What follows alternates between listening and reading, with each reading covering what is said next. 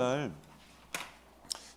설교하면서 같이 기도하는 걸로 했더니 또 그렇게 하는 게 좋다고 또 그러신 분들이 있는데 이게 지금 고민이에요. 그래서 목회자가 그 성도한테 약해요. 성도분들이 이제 이렇게 하면 좋아요 그러면은 흔들려요.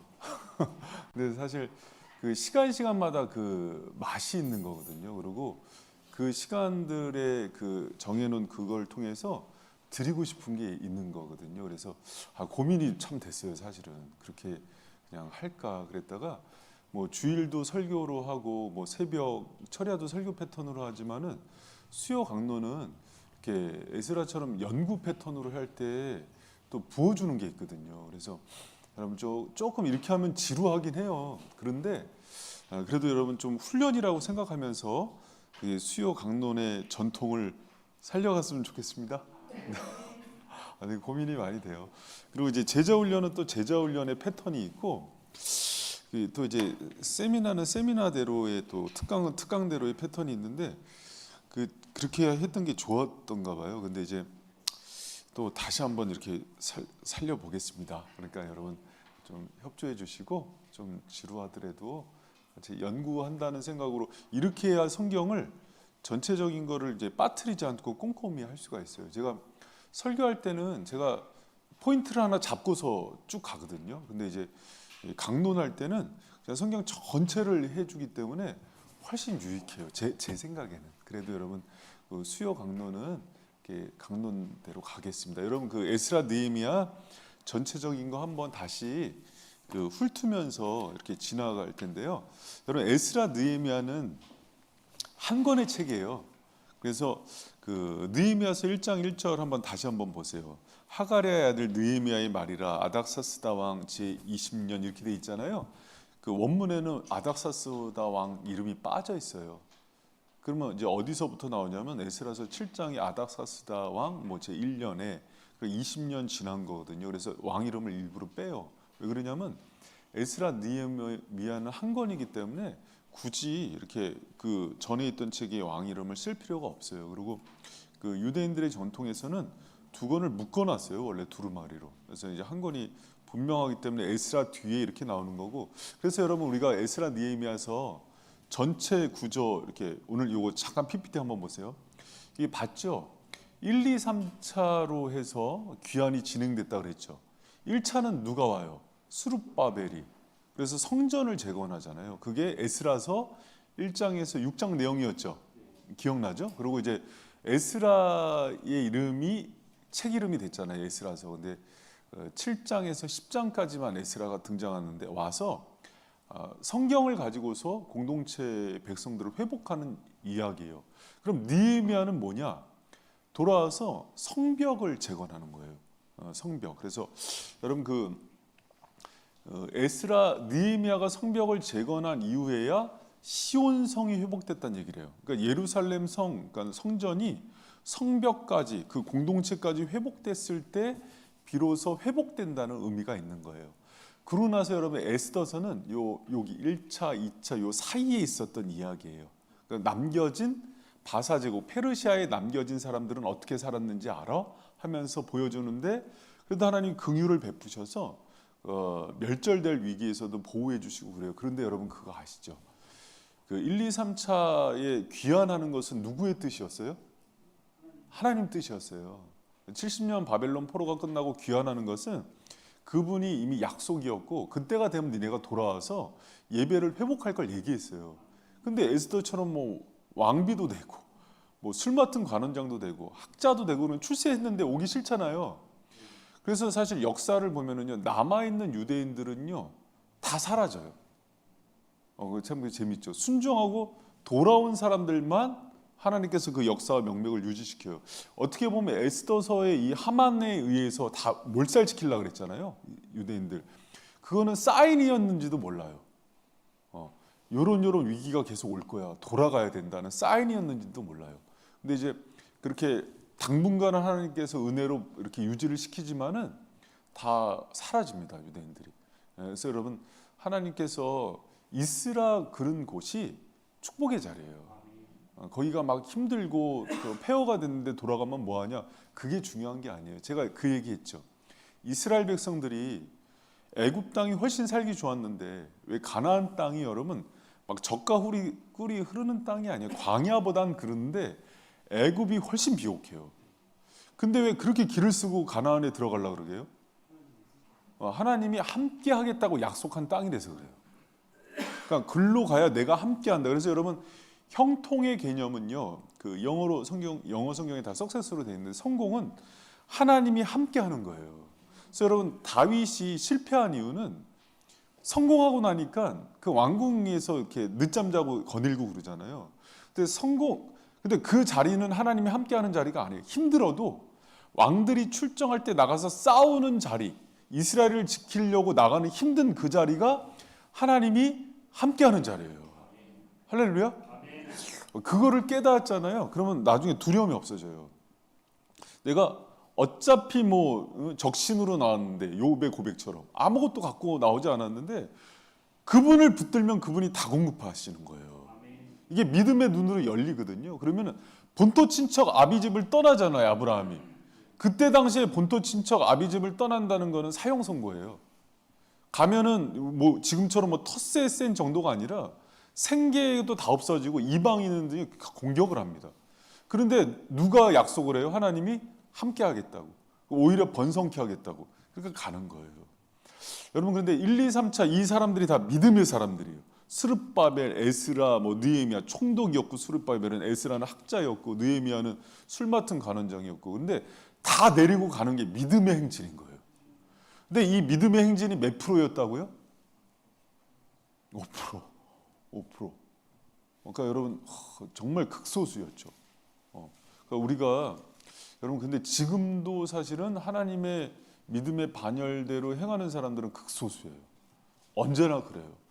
여러분 그 극소수의 하나님의 그 적은 무리에 마지막 때의 인자를 보겠느냐 그랬는데 그 대열에 합류하는 저 여러분 되시길 축복합니다. 여러분 굉장히 예민하고 민감한 싸움이에요. 목회자라고 해서 다 그 반열에 있는 것도 아니더라고요. 그러니까 몸부림치면서 여러분 정말 말세 지말이라 그러잖아요. 말세에서도 끝자락이라 그러거든요. 그러니까 이때 여러분 주님께서 말씀하시는 대로 즉시 순종하는 훈련이 제일 중요한 것 같아요. 여러분 그런 백성 되길 축복합니다. 그러면서 여러분 제가 왕을 좀 기억하라 그랬잖아요. 고레스 그렇죠. 그 에스라서 1장 보면 고레스를 감동시키잖아요. 그렇죠.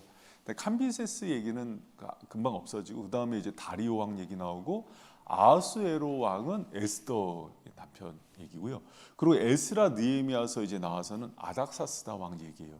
그리고 느헤미야 성벽 그 재건한 거는 2달도 안 걸립니다.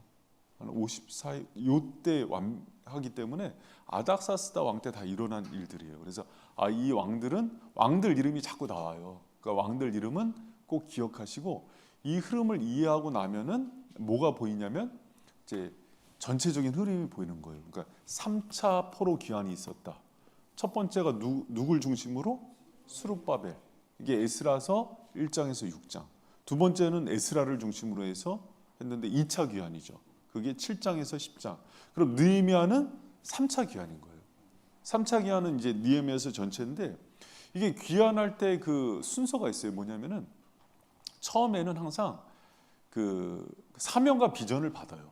에스라도 그러고 뭐 스룹바벨도 그러고 느헤미야도 그러고. 그래서 1장, 2장은 항상 준비 기간이에요. 비전 받고 준비 받고. 느헤미야도 똑같아요. 그러고 나서 돌아가서 그것을 회복하는 이야기들이 나와요. 그러니까 느헤미야서 이제 우리 오늘 들어갔는데 13장이잖아요. 그 사람들 명부 족보 얘기가 많이 나와서 사실은 분량이 많진 않아요. 그래서 이제 저하고 이제 오늘 하면은 제가 1장, 2장 전체적인 것들을 한번 이렇게 흐름을 잡아드리고 다음 주부터 이제 진도를 3장부터 이렇게 쭉 나가는데 족보 사람들 명부 얘기가 계속 나오기 때문에 그렇게 많진 않아요 분량이. 그런데 이제 큰 흐름에 있어서 느헤미야서도 가서 이제 성벽을 회복하기 전에 느헤미야가 사명을 받는 장면과 또 사람들 왕한테 이제 제가를 받아서 가는 준비 내용이 1장, 2장의 내용인 거예요. 기억나시죠? 그래서 여러분 이제 느헤미야서 오늘부터 할 때는요 성경을 가서 좀 쭉 통독을 해오는 것들을 이제 훈련을 하시기 바랍니다. 여러분 그 느헤미야서 이제 PPT 꺼도 됩니다. 이제 프린트물로 갈 텐데 그렇게 되면 1장, 2장은 항상 그렇게 준비 기간이고 3장서부터 이제 다시 재건하고 회복하는 얘기가 나와서 느헤미야서가 7장 되면은 성벽 재건이 완공이 돼요. 그럼 느헤미야서는 13장까지 돼 있잖아요. 뒤에는 다시 이제 그 안에 있는 그 어떤 개혁, 종교 개혁하는 얘기들, 또 이제 뭐 백성들 이제 살아가는 그런 얘기들이 이렇게 나오는 게 느헤미야서 전체의 흐름이에요. 그런데 여러분, 그 느헤미야서 1장은 느헤미야가 어떤 얘기로 시작이 됩니까? 제가 이제 설교했던 거 이제 좀 기억하면은 어떤 얘기로 시작돼요? 그 하나니가 예루살렘에 대한 소식을 느헤미야한테 전하죠. 그래서 이제 2절에 보니까 우리 2절 말씀 같이 한번 읽어봐요. 시작. 나의 한 형제 중 하나니가 두어 사람과 함께 유다에서 이르렀기로 내가 그 사로잡힘을 면하고 남아있는 유다 사람과 예루살렘의 형편을 물은즉, 형편을 물었는데 3절에 보니까는 형편이 어떻대요? 저희가 내게 이르되 사로잡힘을 면하고 남은 자가 그 도에서 큰 환난을 만나고 능욕을 받으며 예루살렘 성은 회포되고 성문들은 소화되었다 하는지라. 그러니까 에스라가 가서 분명히 이제 막 그 말씀으로 회복시키고 그랬는데도 그 대적들의 공격이 계속 있었어요. 그러니까 어렵게 된 상황이었던 거예요. 그러니까 그 얘기를 느헤미야가 듣고 어떻게 하냐면은 옷을 찢고 슬퍼하면서 금식하는 장면이 나와요. 근데 여러분, 그 느헤미야는요 한 번도 예루살렘 가본 적이 없는 사람이에요. 신앙만 그 유대인이었고 하나님을 믿는 사람이었는데 갑자기 이렇게 막 통회하고 자복하는 그 긍휼의 심령을 하나님께서 불러 넣어 주신 거예요. 여러분, 제가 이번 주에 그 1부 때 저기 우리 새 가족들이 막 갔잖아요. 제가 좀 이제 뒷얘기지만 25명이 왔어요. 1, 2, 3부에. 저희 11년 역사 속에서 제일 태신자가 많이 온 해가 12명이 왔어요. 그러니까 이제 코로나 상황에서 이렇게 많이 온 것도 처음이고, 또 일부 때는 너무 많이 온다 그러니까 긴급하게 성도들한테 연락을 해갖고 태신자들하고 막 다른 교회에서 예배드린 것 같아요, 진짜. 근데 그것도 그거였는데 저 같은 경우는 하나님께서 응답을 주실 때 강력하게 긍휼을 부어 주실 때가 있어요. 그러니까 하나님 백성이 있고 분명히 그 사람을 회복시킨다는 거예요. 기도할 때 회복시킬 때나 아니면 전도했을 때 그 영혼을 하나님 받으실 때나 할 때 제가 원래 독해서 안 울어요. 근데 그때 막 참다가 마지막에 터졌네. 그래서 일부 영상은 삭제해라.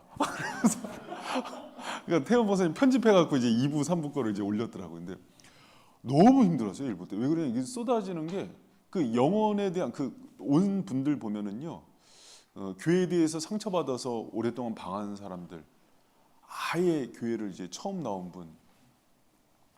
근데 이제 제가 왜 그 예화로 끝에 삼은 사람 있잖아요. 아이가 암 걸려서 딱 그 상황에 있는 사람도 있었던 거예요. 그러니까 막 여기저기서 다 같이 터졌네, 눈물이. 그러니까 근데 이제 제가 그때 보면 이게 내 서름에서 오는 건지, 그잖아요. 내 연민에서 오는 건지, 아니면 그냥 저 사람의 측은지심에서 오는 건지, 아니면 이게 성령이 주시는 긍휼인지는 알아요. 처음엔 몰라요, 여러분. 처음엔 몰라요. 근데 이게 분별이 돼요, 나중에는. 그러면 이제 나중에 보면은 우는데 자기 연민 때문에 울면은 못 울게 해요. 울지 말라. 연예인들이 그렇게 잘 울어요. 그래서 목사님들이 연예인 간증시키면은 못 울게 해요. 사기친다고. 눈물을 마음대로 조종해요. 그래 봤어요? 우리 연아 막 조종해. 그건 사기예요. 근데 성령이 주시는 뜨거운 눈물이 있어요.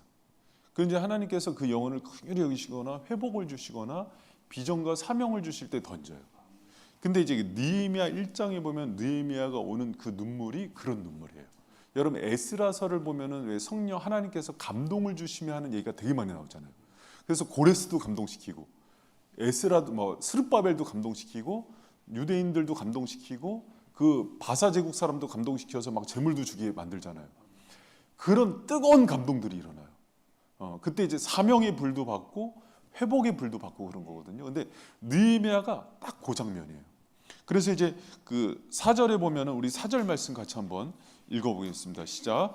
내가 이 말을 듣고 앉아서 울고 수일 동안 슬퍼하며 하늘의 하나님 앞에서 금식하며 기도하여. 여러분 보세요. 느헤미야가 그 뜨거운 궁율과 눈물이 나오는데, 느헤미야는 그 여기 이렇게 가본 사람도 아니에요. 2세, 3세 이런 사람이거든요. 그리고 느헤미야는 출신적으로도 술 맡은 관원장 하면은 굉장히 높은 고위 관료예요. 그러니까 넘버 5 안에 드는 사람이에요. 좌의정, 우의정 이런 사람이고, 왕의 총애와 또 권력과 부귀영화를 다 누리는 사람이에요. 자, 그 정도 되면은 자기 나라에 그렇게까지 관심 없을 수 있는 상황이거든요. 그런데 그 사명의 불이 임하니까는 이때부터 기도하면서 그 성벽 회복의 비전과 사명을 붙들기 시작하는 거예요. 여러분, 우리가 그런 부분에서는 우리한테 예전에 그 오프라 윈프리가 했던 얘기예요. 만약에 당신한테 특별한 재능이 있다면 그것은 하나님의 사명이다. 당신한테 남이 안 가진 경험이 있다면 사명이다. 특별한 아픔과 상처가 있다면 사명이다. 이렇게 얘기했어요. 여러분, 우리한테 하나님께서 사명과 비전을 주실 때 여러 가지 하나님께서 주신 그것들이 있다면은요, 여러분, 기뻐하세요. 사명이 살려요. 비전이 살려요. 그래서 그걸 가지고 하나님을 위해서 헌신하는 거예요. 근데 이 뒤에가 이제 중요해요. 그 5절서부터 보면은요, 제가 여러분 그 설교하면서 했던 얘기 기억나세요? 모든 문제, 아픔, 상처, 어떤 일, 고난, 하나님의 사명과 비전은 모든 것은 기도로 연결돼야 돼요. 그리스도인들에게는 이거는 그냥 무조건적인 반응이 돼야 돼요. 무조건. 문제가 터져도 기도, 하나님한테 섭섭해도 기도, 상처를 받아도 기도로 연결돼서 끝내야 돼요. 이게 에스라 느헤미야서에 나오는 핵심 전략 중에 하나예요. 에스라는 말씀을 전하고 학자인데도 금식기도, 중보기도, 합심기도, 그런 기도의 내용이 계속 나오는데 느헤미야도 마찬가지예요.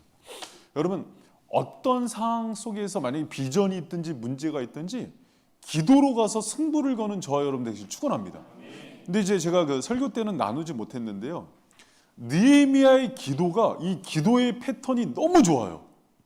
우리가 왜 신약에서 그 주기도문 할 때 주기도문의 그 6가지 청원과 하나님을 부르는 것과 했을 때 그 주기도문은 하나님의 비전을 얘기하는 거고 우리가 꼭 기도해야 되는 거라고 알려주잖아요.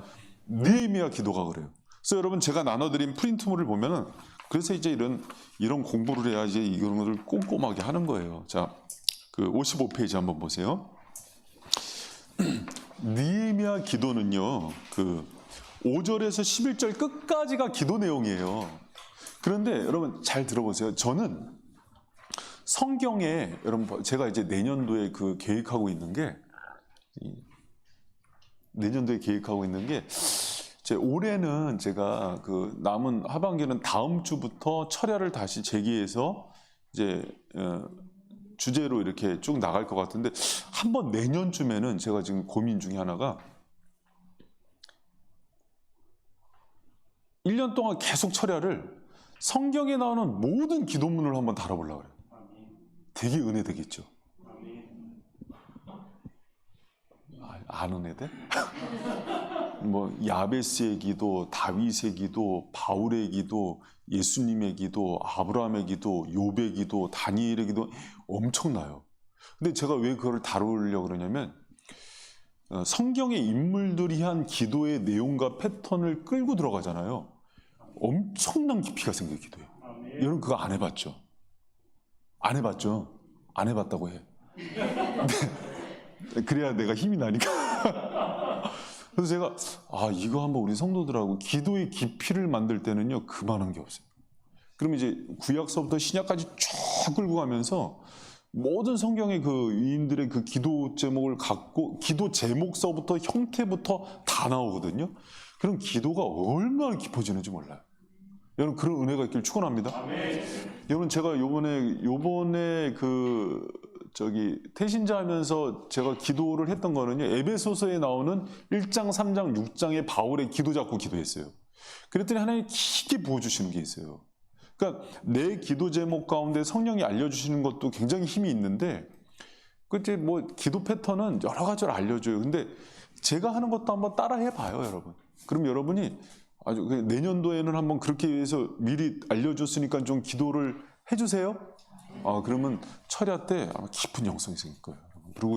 그리고 그 사람마다의 내용과 깊이가 달라요. 근데 그 중에서 느헤미야 기도가 여기 나오는 거예요. 근데 느헤미야는요, 전체 그 기도를 보면은요, 하나님의 성품을 그렇게 붙들고 기도해요. 그래서 이 느헤미야는 이 성품과 하나님의 속성에 근거한 기도를 하나님이 그렇게 기뻐하세요. 지금 이스라엘이 무너지고 죄 가운데 하나님께서 심판을 받잖아요. 그런데도 느헤미야가 하나님은 긍휼이 아닙니까? 하나님은 약속의 하나님이 아닙니까? 하나님은 하늘의 하나님이 아닙니까? 가장 두려운 분 아닙니까? 그래서 제가 속성 6개, 5개 밑에도 얼마나 정리를 잘 해놨어. 다른 책 봐도 이렇게 정리해 놓은 책이 없더라고요. 그래서 내가 정리를 해놨어요. 그러니까 하나님께 이렇게 큰 내용은 성품이 호소하는, 그러니까 하나님을 막 불러요. 그래서 여러분 주기도문도 보면은 아버지, 아빠는 하늘에 계시죠? 하면서 하나님의 전능하심을 부르게 만들잖아요. 똑같아요. 느헤미야가. 여러분, 우리가 하나님한테 어떤 본론에 들어가기 전에 그분에 대해서 깊게 묵상하고 그분의 성품과 그분의 크심과 속성을 묵상하잖아요. 그럼 기도가 그 다음에 저절로 터지는 게 있어요. 여러분, 그래서 성경을 통해서 하나님을 많이 알아야 돼요. 그럼 그 하나님을 정확하게 고백해요. 그러면서 막 힘이 나는데, 신앙이 없을 때 보면은 하나님에 대한 성품과 고백이 정확할까요? 안 정확할까요? 안 정확해요. 자기 아버지처럼 생각해요. 잘못하면 패는 아버지. 자기 엄마처럼 생각해. 막 공부 못하면 용돈 안 주고. 근데 느헤미야는 하나님에 대한 성품을 정확하게 고백해요. 하늘의 하나님, 이렇게 성품 고백하죠. 하늘의 하나님은 여러분 그 주기도문에서도요, 아버지 하늘에 계신 분 똑같은 거예요. 하늘 보좌에서 온 우주를 통치하시는 분은 유일하게 하나님이다, 이렇게 얘기해요. 근데 그때 당시에 바사 제국에 있는 왕서부터 모든 사람들은요, 바사의 신들이 하늘에서 통치한다고 생각했어요. 근데 느헤미야는 술 맡은 관원장이잖아요. 그럼에도 불구하고 뭐라고 고백하냐면 유일한 통치자 하늘의 하나님, 이렇게 고백하는 거예요. 여러분 보세요. 지금 이스라엘은 폐허가 돼 있고 막 에스라가 갔는데도 정적들의 공격 때문에 어려운데, 야, 하나님이 통치하시면 끝나는 고백부터 들어가는 거예요. 하나님이 다스려 주십시오. 이 고백이 주기도문의 첫 번째 고백과 똑같아요. 여러분, 우리의 크고 작은 문제, 어려움이 있지만 하나님은 하늘에 계세요? 아멘. 이 고백이 너무 이해돼요. 저 예전에 제가 이제 가끔 얘기죠. 김중규 원장님, 저 원전 가르치는 분인데, 이분이 자주 했던 고백이, 하나님, 우리는 땅에 있지만 하나님은 하늘에 계십니다. 우리 원전 기간이 지금 어렵습니다. 돈 좀 주세요.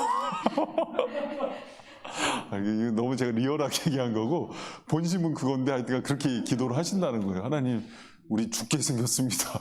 원래 원전 기관들은 다 어려워요. 원전 기관이 제대로 돌아가는, 그러니까 경제적으로 제대로 돌아가는 데는 없어요. 원전을 안 해요, 목회자들이. 어렵고 이제 가성비가 안 좋아. 투자 대비 이렇게 나오는 게, 너무 연구 시간은 많은데 나오는 게 힘드니까 잘 연구를 안 해요. 그래서 신학교도 다 선택 과목으로 바뀌었어요. 근데 되게 중요한 과목인데, 그러니까 이제 맨날 그래요. 하늘에 계신 하나님. 근데 그 고백이, 여러분 그 고백을 담고 있어야 돼요. 여러분, 하나님 어디 계세요? 우리는 뭐 땅바닥에서 이렇게 하지만 하나님 온 우주의 통치자세요. 그분이, 그래서 옛날에 그러죠. 어려운 당할 때 바울이 사방에 우겨쌈을 당해도 하늘이 열려 있으니까 하늘 보고 기도한다고. 아멘. 할렐루야? 아멘. 그 믿음이 있어야 돼요. 아무리 나갈 구멍이 없고 죽을 것 같아도 늘 생각하세요. 하나님 위에 계십니다. 다 우리 전능하신 분이세요. 그분이 여러분 열면은 닫을 자가 없어요. 또 그분이 딱 막아버리면 열 자가 없어요. 주권이 그분께 있는 거예요. 느헤미야의 이 고백이 딱 들려야 돼요, 여러분. 그리고 또 뭐라고 해요? 여호와 하나님이라 그래요. 여호와 하나님은 이스라엘이 하나님을 불렀던 특별한 언약적 성호예요. 그러니까 하나님은 우리 하나님이라는 거예요. 여호와 하나님. 그리고 크고 두려운 하나님. 하나님만 가장 두려운 분이라는 거예요. 경외의 대상. 다른 신들은 다 헛것이지만 하나님만이 두려운 분이고 언약을 지키시는 분이라는 거예요. 하나님은 언약에 약속을 하시고 그 약속을 이루시는 분. 그럼 이 얘기는 뭐예요? 70년 전에 주님 분명히 약속하지 않았냐고. 그 약속을 근거해서 기도하는 거예요. 하나님께서 약속을 얘기하셨으니까 약속대로 해달라고. 여러분, 그래서 우리가 하나님은 약속이 약해요. 그래서 기독교를 언약의 종교라 그러잖아요. 약속의 근거에서 이루시고 그 약속을 기억해달라고 그러고, 하나님 주님께서 나에게 약속하신 그거를 이제 이루어 달라고 하면은 이루어 주세요. 그리고 마지막 중요한 게 주님은 긍휼을 베푸시는 분 아니냐고. 여러분, 이거 되게 중요합니다. 에베소서에서도요, 하나님께서 우리를 회복시키는 유일한 근거는요, 하나님의 긍휼 때문에 죄 가운데 있는 우리를 회복시키고 용서하세요. 그러니까 우리가 긍휼에 근거했다는 건 뭐냐면요, 자격이 우리한테 있는 게 아니에요. 아니에요. 어떻게 봐도 우리는 그냥 지옥의 땔감이 되거나 아니면 이대로 무너지거나 망해도 할 말이 없어요. 우리의 그 행실과 죄악을 보면. 그래서 어디에 근거를 하느냐면 하나님의 사랑과 긍휼에만 호소를 해야 돼요. 근데 하나님이 그거를 기뻐하세요. 그러니까 우리가 생각할 때 이게 짠머리 굴리네, 이게 아니라 나를 아는구나. 내 자녀들이 아버지를 알고 그 아버지의 성품의 근거에서 외치기 시작한 걸 너무 기뻐하세요. 그래서 제가 여러분, 호세아서에서 하나님을 몰라서 망한다 그러는 거예요. 너희가 나를 너희대로 생각하는구나. 내가 베풀기 원하는 언약, 사랑, 긍휼, 그 많은 것들은 아버지를 알아야 호소를 하는 거거든요. 근데 느헤미야가 하나님을 정확히 알고 그 성품의 근거에서 호소하는 걸 하나님이 너무 기뻐하세요. 여러분, 그렇게 그 하나님께 외치고 부르짖고 하나님이 이런 분 아닙니까 하면서 나아가는 저와 여러분 되기를 축원합니다. 우리를 받아주는 거는요, 우리 편에 조건이 있는 게 아니에요. 그분 쪽에 있어요. 그분의 긍휼과 사랑과 약속과 하나님 위대하심이에요. 그래서 그거를 통해서 나를 받아주고 나를 도와줄 수 있는 근거를 삼는 거예요. 그러니까 여러분, 느헤미야가 얼마나 이 기도가 힘이 있는지 몰라요. 그러니까 이렇게 고백하고 난 다음에 6절 하반절에서 7절이요, 죄에 대한 고백을 들어가요. 그러니까 하나님을 찬양하고 경배하고 그 다음에 죄에 대한 고백을 하는데, 자, 우리 한번 6절 7절 같이 한번 읽어봅니다. 시작. 이제 종이 주의 종 이스라엘 자손을 위하여 주야로 기도하며 이스라엘 자손이 주 앞에서 범죄함을 자복해오니 주는 귀를 기울이시며 눈을 여시사 종의 기도를 들으시옵소서. 나와 나의 아비 집이 범죄하여 주를 향하여 심히 악을 행하여 주의 종 모세에게 주께서 명하신 계명과 율례와 규례를 지키지 아니하나이다. 아멘. 여기서 보면은 하나님을 보니까 나와 우리의 죄악이 보이는 거예요.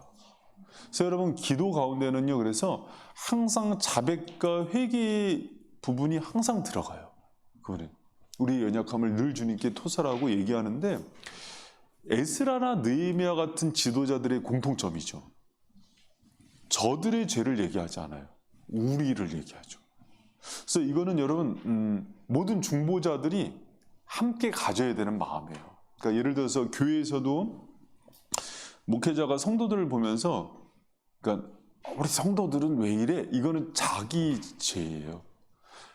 그러니까 우리의 연약함이라고 고백하는 게 맞지, 우리 성도들은 맨날 누구 집사님은 그렇다고 이렇게 얘기하는 거는 자신의 연약함이에요. 그러니까 적어도 목회자가 됐다, 지도자가 됐다, 교회 리더가 됐다는 거는 뭐냐면 우리라는 죄악을 끌어안을 줄 아는 거예요. 그래서 저도 이제 교회에다가 이제 교회가 죄송합니다, 잘못했습니다 한 거는 정강훈 목사가 잘못했는데 목사들이 잘못한 거예요.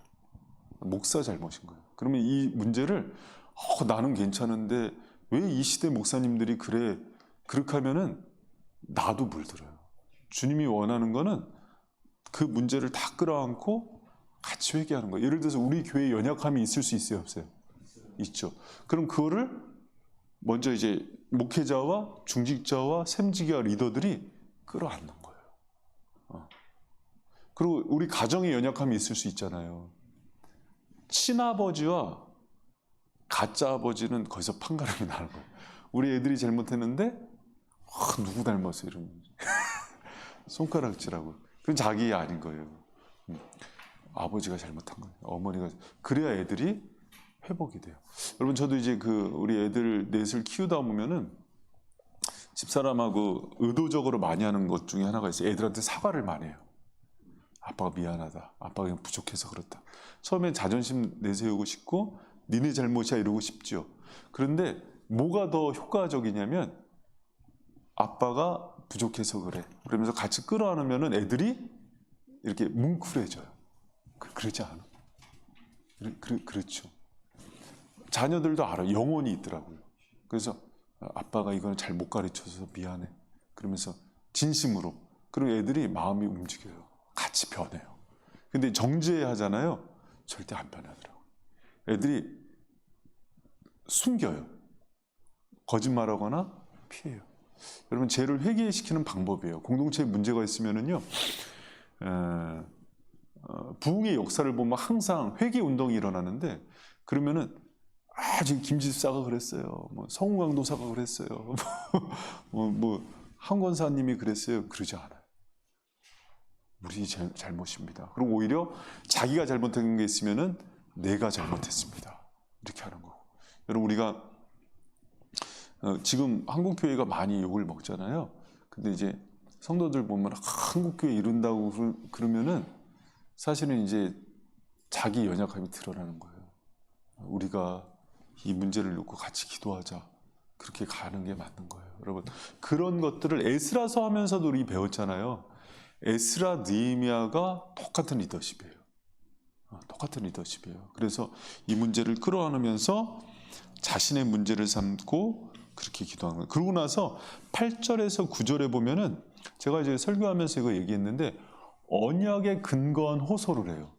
언약에. 그래서 8절, 9절이 신명기 말씀이에요. 근데 어떤 언약의 근거에서 호소를 하냐면은 언약 가운데 하나님께서는 분명히 죄를 지으면은 너희를 흩틀고 열국의 포로로 보낼 걸 약속을 하셨어요. 근데 느헤미야가 그래서 말씀을 잘 알아야 되나 봐. 그 다음 언약을 붙들어요. 그런데 주님, 우리가 회개하고 돌아오면 주님께서 다시 우리를 회복을 약속하지 않았습니까? 그러면서 그 언약을 또 붙들어요. 여러분, 우리가 죄 가운데도 또 그래서 징계를 받을 때도 징계 중에도 주님은 긍휼을 잊지 않으시는 분이세요. 그래서 그 언약을 끝까지 붙들고 하나님께 호소하면 하나님께 그걸 기뻐하세요. 여러분, 우리가 그러니까 루터가 그런 얘기를 했죠. 모성애 아니면 또 부모의 사랑은 그리스도의 사랑의 그림자다. 그럼 때로는 엄마가 자녀를 잘못했을 때 때릴 때 자녀가 어떻게 하기를 바라는 거예요? 죽기를 바라는 거예요? 이거 패 죽이자 이거. 그게 아니라 맞으면서도 얘가 깊게 회개하고 엄마 정말 잘못했어요. 내가 이거 안 할게 엄마. 그러면은 그 즉시 회초리를 넣지 않겠어요? 할렐루야? 물론 뭐 이렇게 철없는 부모들이 자기 분에 못 이겨서 끝까지 때리는 부모들도 거의 없어요. 자녀들이 그렇게 돌이키면은 인간 부모일지라도 그걸 멈추고 안아주고 그래 다시 기회를 줘요. 하나님은 도와줘. 그분의 인애와 긍휼과 자비는요 무궁합니다. 그래서 그 언약의 근거에서 하나님께 기도를 하는 거고, 또 이제 10절, 11절에 보면은 봐요. 이게 되게 중요해요. 10절 한번 같이 읽어봐요. 시작. 이들은 주께서 일찍 큰 권능과 강한 성으로 구속하신 주의 종이요 주의 백성이다. 자, 여기 무슨 얘기냐면은요, 여러분 10절, 11절에 보면은 하나님과의 특별한 관계, 우리는 주님의 자녀이고 백성 아닙니까? 하면서 관계성에 호소하는 장면이 나와요. 여러분, 그런 특별한 관계로 하나님께서 나오는 것을 기뻐하세요. 그러니까 예를 들면 이거예요. 제가 자꾸 우리 연하 얘기해서 죄송한데 제가 어쩔 수가 없는 것 같아요. 지금 이제 좀만 이해해 주세요. 한 1, 2년만 지나면 이제 미운 7살로 들어가면 얘가 막 제가 혼낼라 그러면은요 되게 불쌍한 표정으로 아빠 연하야. 자기 이름 부르는 애가 우리 사남매 중에서 연우랑 연하가 그래요. 아빠 연우야. 그래. 그럼 시우가 옆에 있다가 막 짜증내요. 네 이름 부르지 말라고. 그런데 아빠 연하 그러면 아빠 나 연하. 그럼 무슨 얘기예요? 내가 혼내려고 그래도 뭘 주장하는 거예요 지금? 나 아빠 딸 연아 나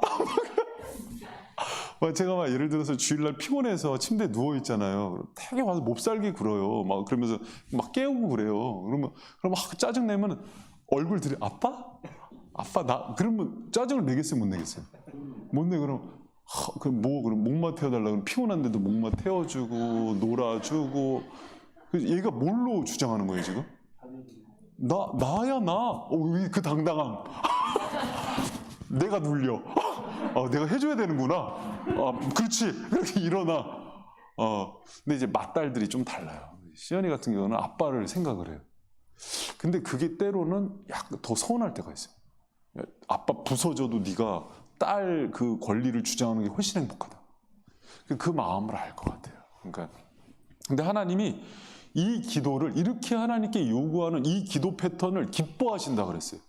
그러니까 예를 들어서 여러분이 뭐 잘못해서 징계를 받고 좀 어려움을 당했어요. 그럴 때도 하나님 저예요. 저 나영이. 저 왔어요. 그럼 하나님이 누구? 그러지 않으세요. 그러니까 그 관계를 붙들고 호소하고 자녀됨의 관계를 붙들고 나가는 거를요. 그렇게 좋아하세요. 여러분 한번 써보세요. 하나님 나 힘들어요. 나 그냥 두실 거예요. 나예요 나. 아빠 나야. 그래서 주기도문에서도 아빠 이렇게 부르라 그러잖아요. 아빠 나라고 나. 지금 아들이 지금 집이 없어. 갈 직장이 없다고 지금. 하나님 기뻐하세요. 우리 후견인이세요. 그래서 하나님께 받아내세요. 할렐루야. 결국 인생은요. 우리 거 갖고 쓰는 거 하나도 없잖아요. 어차피 아버지한테 받아 쓰는 거 아니에요? 제가 지금 얘기한 거에 반론 제기할 사람. 반론 없죠? 그리고 목사님 내가 이거 고생해서 번 돈인데 생명은 누가 줬는데 시간은 건강은 누가 줬는데 지구는 누가 만드셨는데 자기 조그만 거 갖고 생각 못해요 여러분. 재능은 누가 줬는데 태어날 때부터 저는 너무 감사한 게 나이가 들수록 제 아내는 여보 죄송해요. 제 아내는 염색 안 하면은 할머니예요. 허예요. 근데 미안해요. 째려보지만. 근데 저는 염색을 한 번도 안 해요. 너무 감사하더라고요. 하진이가 물어보더라고요. 옥전사님도 허하더라고요, 이렇게. 근데 왜 이 얘기를 하냐면, 지가 염색 안 하도록 하는 것도, 이게 제가 돼요, 안 돼요? 안 됩니다. 이거 안 됩니다. 근데 저는 또 체질상 먹는 대로 쪄요. 그래서 집안이 당뇨하고 고혈압 가족력이 있어요.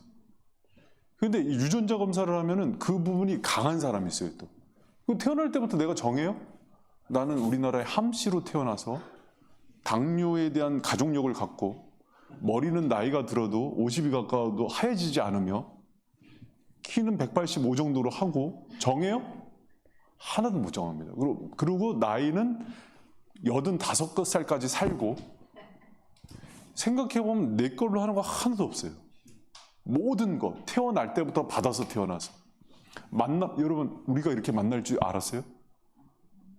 노사연이에게 우리 만남은 우연이 아니야. 너무 성경적인 찬양이야. 모든 만남을 주님께서 주장하시고 계획하시고 오늘 이후에 일어날 일도 우리는 받아서 쓰는 수밖에 없는 거예요. 할렐루야? 근데 믿습니까? 그러면은 결국은 하나님께 이런 기도를 할 줄 알아야 되는 거예요. 느헤미야의 기도를. 그래서 제가 느헤미야의 기도는 이거는 제가 그래서 잘 정리를 해갖고 여기다 올려놨으니까 여러분이 보시고. 근데 그러면서 참 재밌는 게 하나 나와요. 11절에 당시 전 세계의 최고 권력자, 트럼프하고 시진핑 합친 것 같은 권력자예요. 그때 당시에는 막강한 권력자인 아닥사스다 왕을 뭐라고 부르냐면 이 사람이라고 불러요. 이게 아주 독특한 표현입니다. 11절 한번 보세요. 11절 말씀 같이 한번 봅니다. 시작. 주여 구하오니 귀를 기울이사 종의 기도와 주의 이름을 경외하기를 기뻐하는 종들의 기도를 들으시고 오늘날 종으로 형통케 하여 이 사람 앞에서 은혜를 잊게 하옵소서 하였나니 그때 내가 왕의 술관원이 되었었니. 여러분 이 사람이 누구예요? 아닥사스당이에요. 아주 낮춰 부르는 거예요. 하나님 앞에서. 왜? 하나님이 하늘의 하나님이고 최대 권력자이기 때문에 이 사람은 하나님이 하는 대로 쓰임받는 사람이라는 거예요. 그래서 히브리어에서도요, 하제 이씨 이렇게 돼 있어요. 그러면 이놈 이런 뜻이에요, 그냥. 여러분, 그래서 하나님이 나도 술 맡은 관원장이 되게 하셨고, 그렇다면 앞으로의 어려움들도 주님께서 모든 성벽이 회복되는 것들도 이 사람 앞에서 하나님이 여시면 닫을 자가 없습니다. 열어주십시오. 아멘. 할렐루야? 아멘. 여러분, 우리 한국 경제계에 정말 큰 공헌을 한 이건희 회장님이 돌아가셨잖아요. 우리 장로님이 그 다음 뒤를 이어서 회장이 될 줄. 여러분, 예를 들어서 할렐루야? 네. 하나님이 여시면은요, 그 참 이게 제가 뭐 황당하다 이렇게 얘기를 할 수도 있지만 모를 일입니다. 그거는 하나님께서 하실 일인 거예요. 그러나 그 다음 2장서부터 보면 무슨 얘기가 나오냐면 하나님의 은혜를 주시는데 그분의 방법이에요. 우리에게 기도한 대로 준비하게 하세요. 그게 이제 2장의 내용이에요. 여러분, 제가 이제 이 부분에 있어서는 이제 건강성이죠. 잘 들어보세요. 2장에 보면 하나님께서 때와 기회를 여셔서 느헤미야가 기도한 그 비전과 사명을 이루는 장면들이 2장에 나와요. 그래서 그 비전대로 3장에서 7장은 하나님께서 또 막대한 자원과 사람과 환경을 여셔서 그 꿈이 이루어지는 얘기예요. 그런데 2장에서 어떤 힌트들이 나오냐면은 느헤미야가 그 사명을 받은 이후에 엄청난 준비와 계획을 했다는 것들이 흔적들이 많이 나와요. 여러분, 우리가 이렇게 생각할 수 있어요. 기도했으니까 어차피 하나님 거 받아 쓰는 거 아니야? 그러면은 우리는 뒷짐 주고 있는 걸로 생각하는 사람이 많아요. 때로는 제가 그거를 무시하는 건 아니야. 때로는 그런 일도 있어요. 우리가 정말 어떻게 손 쓸 수가 없어서 애가 죽어가는데 불치병이 걸렸는데 그건 정말 어떻게 해볼 수가 없잖아요. 그럼 하나님이 살릴 때도 있어요. 정말 사망의 음침한 골짜기에서 건져주실 때도 있어요. 그러나 대부분의 경우는 하나님께서 우리로 하여금 기도한 방향 그걸 받아낼 수 있게 준비를 시키세요. 할렐루야? 경제에 대해서 사업에 대해서는 아무것도 몰라. 그냥 한 거라고는 집에서 살림만 했어. 근데 어느 날 예를 들어서 내가 하나님 이건희 뒤를 잇게 해주세요. 그러면 그 뒤에 딱 갖다 놔요? 갖다 놓는 것 자체가 저주가 돼요. 삼성도 망하고 나도 망하고. 아니 그렇지 않겠어요? 예를 들어서 내가 기도해. 하나님 신학대학원 저기 총신대 총장이 되게 해달라고 했는데 뭐 공부도 하나도 안 해놨어. 그러고 가서 총장만 돼. 몇 개월 안에 잘립니다. 그 가는 것 자체가 저주죠. 그래서 하나님은 그 축복을 받을 그릇도 준비시키고 내용과 실력을 준비시키는 거예요. 그러면 기도를 하면은요, 내가 그 방향대로 지금 순종하고 가고 있는지가 응답이에요. 응답 중에 하나예요. 그럼 하나님 내가 건강하게 해주세요 하는데 건강을 하나도 안 돌보고 야식 뭐 엄청 많이 먹고 막 음식도 막 조절도 안 하고 그러면 그러고 나서 기도했는데 응답 안 해주세요. 그거는 잘못한 거예요. 하나님 내 좋은 대학 가게 해주세요. 그럼 반드시 그 방향으로 어떻게 하게 돼 있어요? 열심히 준비하게 돼 있죠. 취업하게 해주세요. 그러면 준비하게 돼 있죠. 물론 여러분 보세요. 한국 교회에서 간증을 할 때 보면은 엄청난 그 하나님의 기적과 신비를 일으킨 역사들의 간증들이 많아요. 하나님 그런 역사 일으키실 수 있는 분이거든요. 근데 느헤미야 같은 간증도 필요한 거예요. 그것만 있어야 되는 게 아니라. 근데 시간이 갈수록 하나님께서 쓰는 방식은 제가 볼 때는요, 느헤미야 방식이에요. 제가 이제 신앙이 어렸을 때는 하나님께서 어느 정도는 그런 선물을 많이 주셨던 것 같아요. 근데 그 다음부터는 구할 때는 저를 먼저 만드시고 주시는 경우가 많아요. 여러분 제가 그 목회를 해보니까 그래도 뭐 부교육자 한 10년 또 담임해갖고 또 한 11년 이렇게 해보니까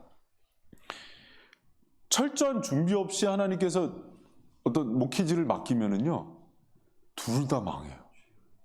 그러니까 그 어떤 경건성이나 영성이나 말씀에 대한 훈련이나 교회 행정이나 사람의 관계성 훈련이나 이런 영적인 것에 대한 지식이 없이 하면은 망하더라고요. 그러니까 이제 목회자의 병든하고 성도도 문제가 생기고 교회가 막 쪼개지고. 그러니까 그러려면은 철저한 준비가 있어야겠죠. 똑같은 거예요. 사람. 여러분 여기 보면은요, 여러분 2장 1절부터 보면은 아닥사스다 왕 20년 니스아널이라고 돼 있죠. 이 니스아널은 처음에 기스럴에서 4개월 후라 그랬어요. 기스럴이 11월에서 이제 12월, 이거는 3, 4월이라고 그랬으니까 4개월 동안 기도하면서 철저히 준비했는데, 여러분 보세요. 어느 날 왕이 느헤미야한테 술 맡은 관원장은 항상 왕 전에 그를 먹는 거, 그때 당시에 독사라는 경우가 많아서 왕 그 술 맡은 관원장이나 이런 사람들은요, 굉장히 중요한 위치예요. 근데 이 술 맡은 관원장한테 어느 날 이제 왕이 딱 보니까 안색이 별로 안 좋아서 오늘 이거 안색이 왜 그래? 그러니까 이제 기회가 와서 얘기를 하는데, 이때 당시에 제가 그 정치적인 정황을 얘기했잖아요. 페르시아가 워낙 크니까는 바사 제국이 반란이 많이 일어났어요. 그런데 그때 당시에 일어났던 반란 중에 가장 큰 반란이고 문제가 뭐였냐면 애굽의 반란이었어요. 이스라엘 옆에. 그래서 그거 진압하느라고 아주 아닥사스다 왕이 힘들었던 때예요. 그런데 만약에 그 아닥사스다 왕한테 예루살렘, 이스라엘을 회복하러 돌아간다 그러면은 찬성하겠어요, 반대하겠어요? 이건 정치적으로 100% 반대할 얘기예요. 그런데 여러분, 이거 역사가들 얘기는 이 바사 제국은요, 조상에 대한 예우나 조상신을 섬기는 게 아주 발달했대요, 우리나라처럼. 그래서 내 열죄의 묘실이 불타서 너무 가슴 아프다 그러면은요, 측은지심을 일으키는 얘기를 해요. 그러니까 이 부분을 느헤미야는 이미 준비를 했을까 안 했을까? 했다고 봐요. 그리고 느헤미야는 제가 봤을 때는 또 이때 당시 연회와 잔치가 베풀잖아요. 특히 이제 이 1절처럼 니스아널은 첫 해하는 그 연회 때는요, 왕이 한 사람의 소원을 들어주는 그 전통이 있었대요. 그러면 이때를 방향을 해서 내가 이때 왕이 물어보면은 이렇게 얘기하고 뭐가 필요한지를 쭉 얘기해야 되겠지 하는 것들이 줄줄줄 나오죠. 기한은 어떻고 어떤 것들을 보내주시고 어떤 것을 내가 필요하니까 이렇게 해주시고, 이게 7절 8절 보면은 쭉 나오잖아요. 나무가 필요한데 그 나무는 누구를 통해서 보내주시고 쭉 얘기를 하죠. 이게 철저히 준비된 각본대로 나온 게 보여지는 거라 그래요. 여러분, 우리가 하나님의 일을 할 때는요, 그렇게 하는 거예요. 예를 들어서 저희가 이제 교회에서도 뭐 행사를 해요.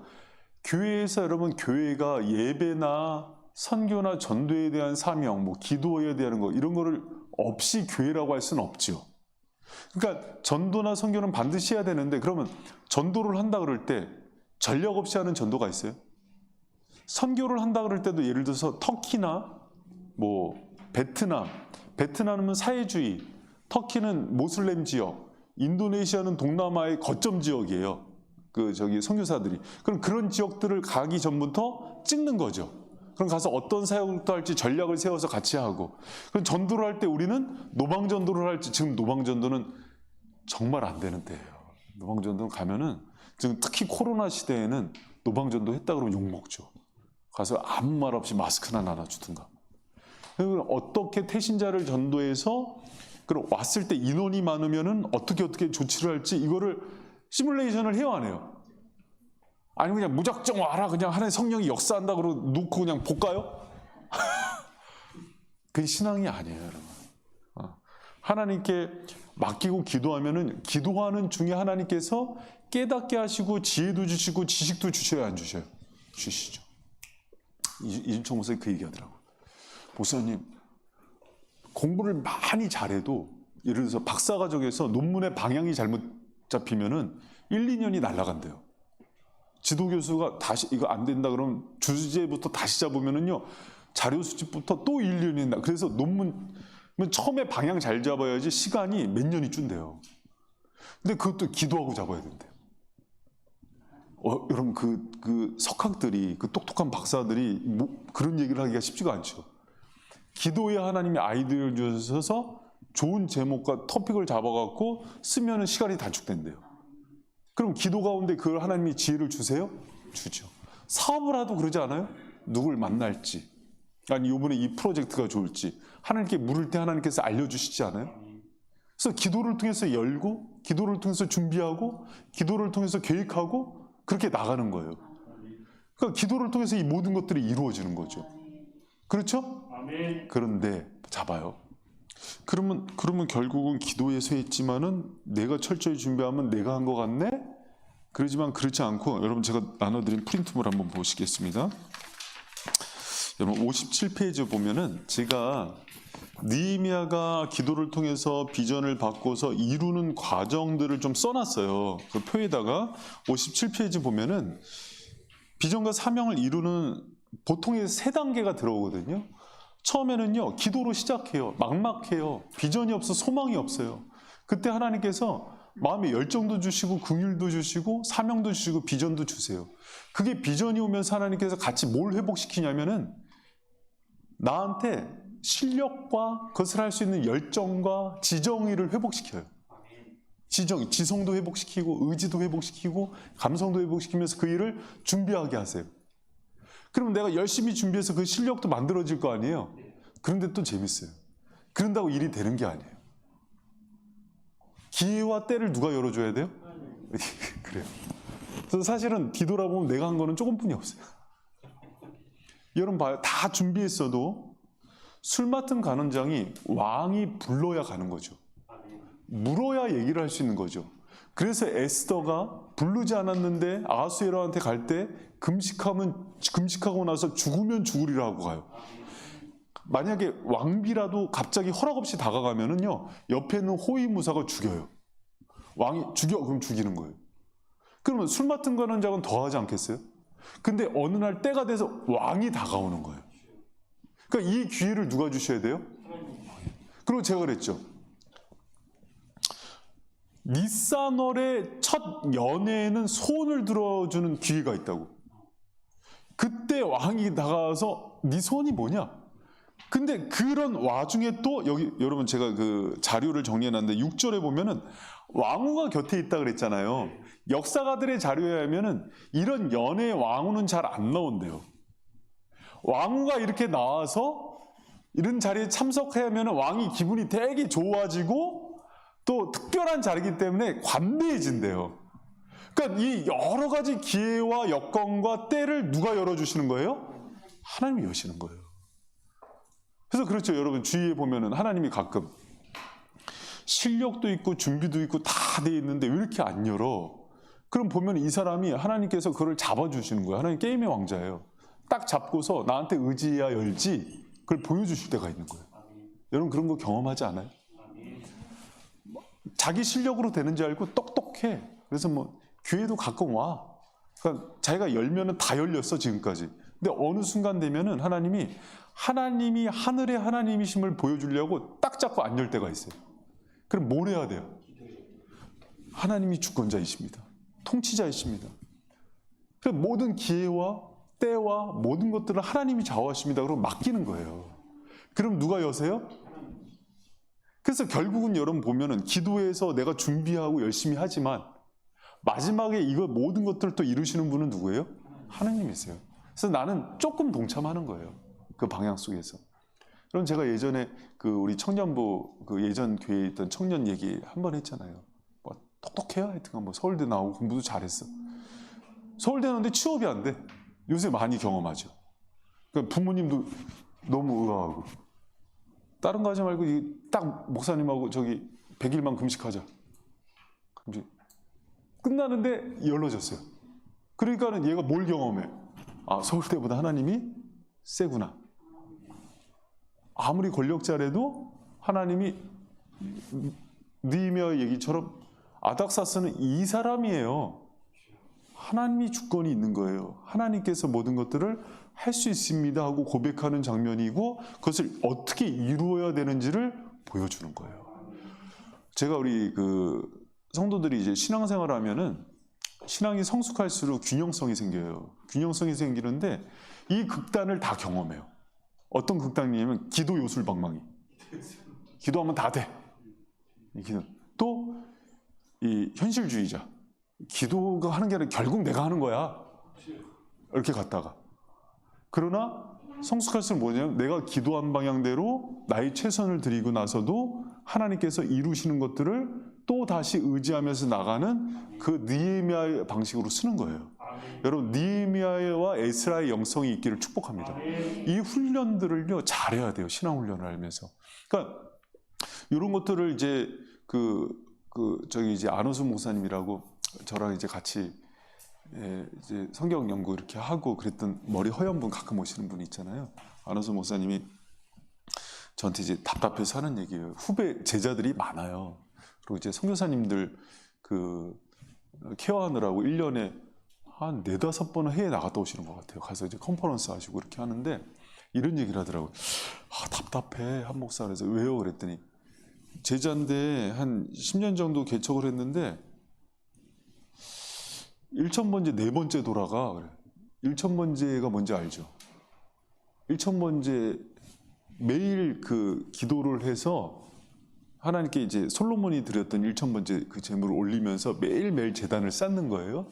1000번째 한 번 돌아가는데 3년이잖아요. 4번 돌아가면 12년 돌리고 있는 거잖아요. 그거 하느라고 아무것도 못 한대요. 그거는 꼭 지켜야 되거든요, 그 시간을. 정성은 너무 괜찮아. 근데 문제는 뭐냐면 내가 기도해 보면은 이 후배, 이 목사님은 1000번째를 하면 안 되고 지금 영성과 전문성을 좀 훈련을 받아야 돼. 그래서 말씀이 너무 훈련이 안 돼 있어서 좀 말씀에 대한 훈련도 받아야 되는데 기도하면 하나님 다 주신다고 그렇게 앉아서 1000번째를 돌리고 있는데 12년, 그것도 대단해. 그것도 높이 산다. 높이 평가한다. 내가 진짜 2번째 할 때만 해도 내가 진짜 인정했다. 기도하면서 자기 완고함으로 빠질 수가 있어요. 자기 신념으로. 그랬을 땐 누구 음성을 들어야 되냐면 옆에 있는 사람들이 깨줘야 돼요. 그걸. 하나님이 선지자를 보내서 깨요. 그럼 저도 내 틀 안에서 프레임이라 그러죠. 내 프레임 안에서 갇혀서 못 볼 때 있지 않아요? 반드시 있습니다, 사람은. 그래서 공동체를 주시는 거예요. 공동체에서 이거 못 보고 있는데 옆에서 푹 찔러. 그래서 겸손해야 되고. 제가 이래서 이렇게 못 보고 한참 헤매고 있는데 장로님이 옆에서 목사님 그건 그렇게 보시면 안 되고요. 그럼 제가 번쩍 성공처럼 열릴 거 아니에요. 할렐루야? 장로님 황집사가 제일 크게 했습니다. 다른 사람은 작게 했고. 마찬가지 똑같아요. 예를 들어서 담임 목사가 제가 보면 한국계 담임 목사님들이 부교육자 얘기 잘 안 들어요. 징그럽게 안 들어요. 그래도 목사님 난 잘 듣지? 잘 듣지. 잘 들으려고 노력해요 저는. 주님의 종들이니까. 그러면 예를 들어서 물어보죠. 그러면 이거 어떻게 생각해요? 그러면 얘기를 해줄 거 아니에요. 목사님 그렇게 하는 건 좀 아닌 것 같아요. 그러면은 주님의 음성으로 듣고 받아들이면 빨리 고쳐지는데. 자존심 있어. 뭘 안다 그래. 바이셈에 몇 년 있어 봤어. 내가 이걸 개척했어. 그러면 얘기 끝나는 거예요. 부모님들 내가 너 낳았어 그러면 끝나는 거예요. 그러니까 그런 부분에서 우리가 신앙생활을 할 때 이 느헤미야 1장 2장에서 보여주는 어떤 영성의 균형성이나 하나님의 사명을 이루는 방식을 잘 생각해야 돼요. 그래서 우리 이거는 새겨들어요? 이거 그렇다고 다음 주부터 안 넣으면 안 돼.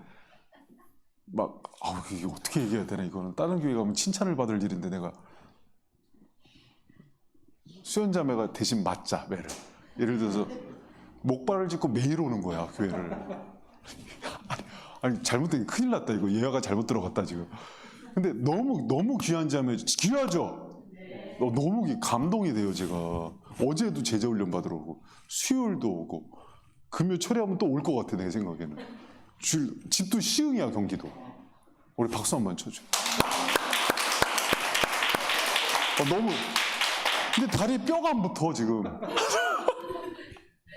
예를 들어 수연자면은 이런 얘기한다고 시험 들 사람이 아니야. 그러면 이 다리 회복되는 것도 기도하면서 하나님 주시는 지혜대로 빨리 치료를 받고 또 이렇게 그래야 되죠. 하나님이 그래서 빨리 치료해 줄 거예요. 그런데 가끔 보면은 병원을 가야 되는데 치료를 안 받아갖고 애가 배가 아픈데 계속 목사님한테 기도만 받는 거야. 근데 실화예요. 제가 예전에 그 목자교회라는데 맹장이 터졌는데 복막염이 됐어요. 그럼 빨리 가서 수술을 해야 되거든요. 근데 아프니까, 근데 기도의 능력이 있으니까 통증이 가라앉죠. 가라앉았다가 또 일주일을 그랬어요. 이렇게 현진이라는 이름인데. 그래서 나중에 어떻게 되냐면 수술이 잘 됐어. 왜? 전교인이 그냥 한 300명 되는 교회였는데 전교인이 이제 회복되더라고 기도했지. 그게 뭐에 빨리 갔어야지 분별하고. 근데 회복되고 그 다음에 내가 그 기도 제목이 아직도 안 잊혀져요. 복막염 수술하고 나서 제일 중요한 게 뭐냐면 가스 배출이에요. 전교인이 그냥 새벽에도 저녁에도 방구 끼게 해달라고. 하나님 현진이 방구 끼게 해달라고. 그래서 전교인이 막 그때는 전화로 하니까 전화로 방구 꼈대? 꼈어! 그래서 막 방구 꼈다고 막 좋아하고 난 방구가 그렇게 중요한지 몰라. 걔가 벌써 대학생이 됐네. 근데 여러분 중요한 게 분별, 그래서 영적 분별력이에요. 영적 분별, 미혹될 수도 있고 또 잘못 생각할 수도 있고, 특히 이제 저 같은 위치에 있는 사람들이 미혹될 수가 있어요. 미혹돼서 판단 잘못하잖아요. 그러면 이 교회 선장이 배를 예를 들어서 잘못 판단해 갖고 제주도를 가야 되는데 북한을 갔어. 끝장나는 거예요. 그래서 순간순간 그 분별하는 거. 느헤미야가 보면은 왕이 딱 물으면은 순간 하나님께 기도하고 응답하는 거. 또 그 때를 위해서 그 타이밍이라고 그러죠. 모멘텀이라고 그러죠. 모멘텀이라고. 그 때를 위해서 철저하게 준비하고 대사 시뮬레이션까지 했다고 보는 사람도 있어요. 이런 왕은 분명히 이때 기분이 좋아서 이걸 물을 거다. 그리고 이 시기에 여왕이 와서 앉을 거다. 그러면 이것까지 얘기하는 사람이 있어요. 근심의 표정을 해갖고 왕의 관심을, 근데 그건 너무 간 것 같아. 하여튼 여러 가지를 생각해. 그렇게 철저히 준비해서 이 계획을 하겠다는 거예요. 그래서 뭐가 필요한지 왕이 묻자마자 쭉 나오죠. 예를 들어서 왕이 너 그럼 어떻게 했니? 했는데 그냥 좀 어떻게 잘 도와주세요. 그럼 왕이 바쁜데 국정 돌보느라고 그래? 그러면 또 언제 부를지 어떻게 알아? 그러니까 거기서 결제 다 받잖아요 지금. 근데 이게 다 끝나고 나서 봐요. 제가 설교하면서 그랬지. 농부가 열심히 일하는 거 당연하죠. 농사 져봤어요? 아이고 저희 예전에 저희 농사는 또 얘기도 하지 마세요. 우리 제 어머니랑 저랑 중고등학교 때 농사 짓느라고 그냥 토요일 주일말만 가서 밥 메고 거름 주고. 근데 겨울인데 장미 농사를 되게 크게 했어요. 그래서 그게 한 1000평 돼요? 1000평? 맞아. 엄청 비닐하우스에다 그냥 우리 장로님이 하는 것도 많으셨어. 하여튼 갈비집도 하시고 뭐 오골개도 키우시고. 근데 그때가 80년대 말이었는데 89년도인가 폭설이 한 번 온 적이 있었어요. 장미를 이제 겨울에 비닐하우스에서 이제 출하라 하면 비싸거든요. 소리가 눈에서 못 이겨서 그냥 푹 가라앉는데 와, 그 장관이 돼. 근데 그 비닐하우스가 누구 거야? 야, 그냥 쫄딱 망하는 거예요. 그냥 그걸로 날아가는 거예요. 와, 그러니까 어느 날 막 마늘이 풍년이 됐는데 보니까는 마늘 농사 다 다른 사람들 앉아갖고 막 값 올라가면 그냥 대박이 매덕 버는 거고. 했는데 뭐 살 사람 없으면 막 호박 막 갈아엎고 막 그러잖아요. 땀 흘려서 열심히 안 하는 농부가 어디 있어? 다 주님께 맡기고 하지. 그러나 그 때와 기회와 모든 것들은 누구 소관이에요? 그렇다니까 이게 인생사가 그래요. 그러니까 느헤미야가 그걸 아니까 철저하게 하나님께 이렇게 맡기면서 나가는데, 그러니까는 어차피 하나님 소관이다 그러고 손 뒷짐지고 있는 것도 그분의 방법이 아닌 거예요. 그래서 모든 것들을 이룬 다음에 느헤미야가 에스라하고 똑같은 고백을 합니다. 우리 8절 말씀 같이 한번 읽어봐요. 8절. 자, 우리 8절 말씀 같이 한번 읽습니다. 시작.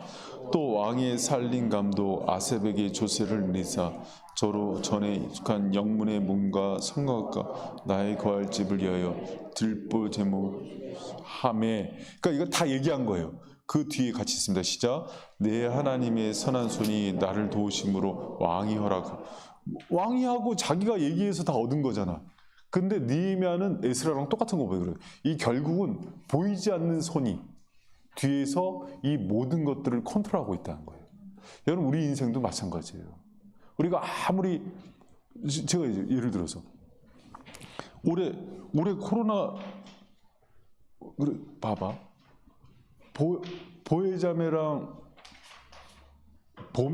봄이었나? 우리 저기 터키 단기 선교 가려고 그랬던 게 둘이 원래 터키 단기 선교 가려고 그랬어요. 올해. 근데 만약에 그럼 1년이고 2년이고 하진이 미안 뭐 너라고 고개를 끄덕여 하진이랑 보혜랑 해서 1년이나 2년 정도 가려고 그랬어요. 그럼 만약에 지금 들어갔었으면 아이고 코로나는 코로나 둘째 치고 지금 하진이 어머니랑 보혜 어머니랑 교회 와서 농성하고 있을 거 생각하면은 담임 목사 누구야? 나와! 이 금쪽 같은 딸을 뽑아서 그 책임자가 제자잖아요. 그러니까 저한테 얘기를 할 수밖에 없죠. 그럼 그 막 철에 난리가 나죠. 가서 어떻게 돼? 그리고 비행기 막 결항되고 못 나오면은 또 복잡해지고.